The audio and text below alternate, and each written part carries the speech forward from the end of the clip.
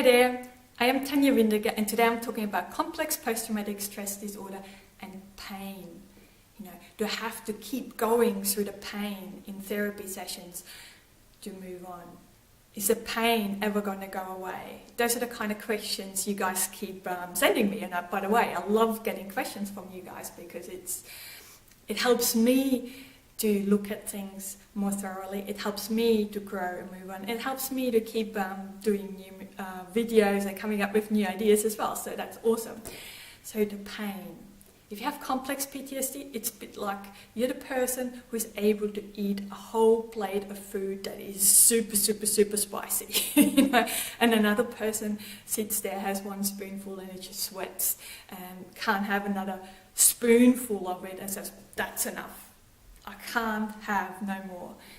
Okay, that's complex PTSD. We are so accustomed to that pain, that intensity of those feelings in the trauma.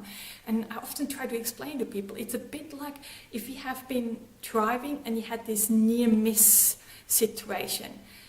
And I say, remember that feeling you had in those few seconds or that minute?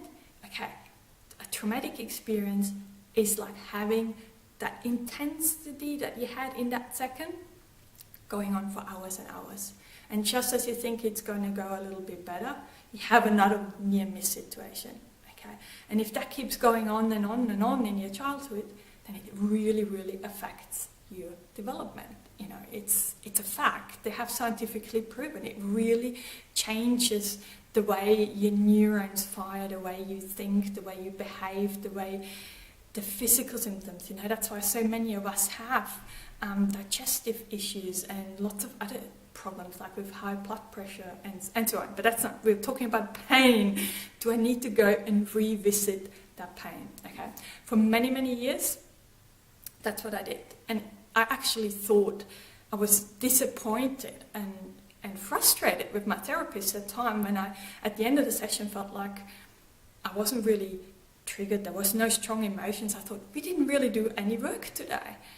And he reassured me that we were working, but to me, there was that time where I seriously thought I must work through every painful situation for me to move on and have a happy, fulfilling life. Well, after a while, after years, it's like I was still miserable.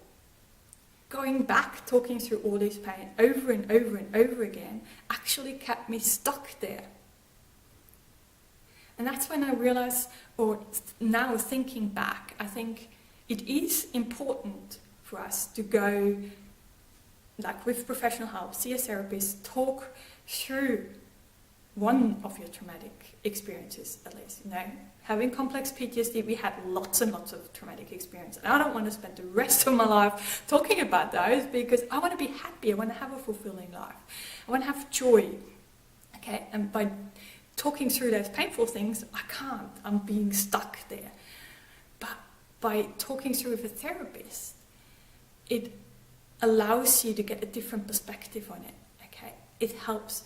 You've got to get to a state or you've got to change your thinking to be able to accept that what happened to you was not okay. You did nothing to deserve being treated like that. No child, as a matter of fact, deserves to be mistreated. And once you kind of can accept that and in your heart, really feel like this is true for yourself, that's when you can move on, I think. It's not so much talking through every single painful thing, it's that acceptance that what happened to you was not okay. And that took many years for me as well. And we changed therapy styles a little bit then to ACT, A-C-T. It's called Acceptance Commitment Therapy. And it a lot of exercises out of those books and things like that. And I find them really, really helpful for me to shift my thinking to, that I'm intrinsically damaged, wrong. There's something really horrible, disgusting, I'm not a person, and all this. To shift myself to realize that I was a child.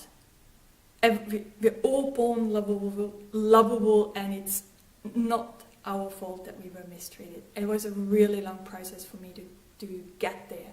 But now as an adult, I think sometimes I felt like I needed to go back to the pain to kind of prove that this is why I'm feeling miserable today. Okay? If I have those days where I feel really, really miserable and horrible about myself, it's almost like this compulsion to go back to trauma. Even someone's even said that they had that need to watch a horror movie, or movies that included trauma. For me, it was reading books. For a while I was reading those fiction books, and I was really, really getting triggered by those. I felt horrible, messed up, but still I had to go back there. It's that intensity of those emotions, I think, that I needed to feel again, to feel alive. And that's when I got really, really worried. I said, do I really need those painful emotions to feel alive? What if I would allow myself to feel loved or lovable, and if I allow myself to feel cared for, and for me to choose being a loving, caring person, if I would allow those emotions to become really, really big, then what would my life look like? Would that help me to get me having a fulfilling, joyous life? And that was really difficult for me, because allowing myself to feel love and all the good feelings, the connectedness, the belonging, those kind of feelings, they actually kind of triggered a really, really deep sadness within me. Okay, because actually we are longing for those feelings, but somehow we still kind of believe, or I should say, I feel like I didn't deserve to feel loved and cared for. And also because that deep sadness comes from, I didn't have anyone, or I didn't feel loved and cared for when I most needed it in childhood. So I had to work through that sadness, that really painful feeling for a while, to allow myself to have different emotions really, really intense. Not just the pain, have the good emotions really, really intense. Get really, really excited. I couldn't do that, but now I can. So I'm hoping that this kind of inspires you to go and not so much move through, to allow yourself to feel different emotions. While it's important to go back to the pain, realize what it does, how it gets all that intensity back up, and we feel like we need that. That's often a reason why people go back to abusive relationships, because it's the intensity of emotions. If there's just love and caring and all this, it almost kind of feels like it's boring.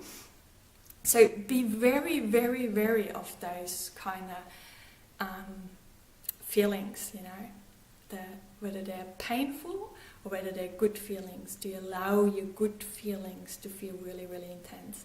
And I so hope you do, because you deserve it. You deserve to be loved and cared for. You are loving and caring. You can choose to be an amazing person, regardless of how you have been treated in your childhood. So with that, lots and lots of love and rainbows as always. Bye for now.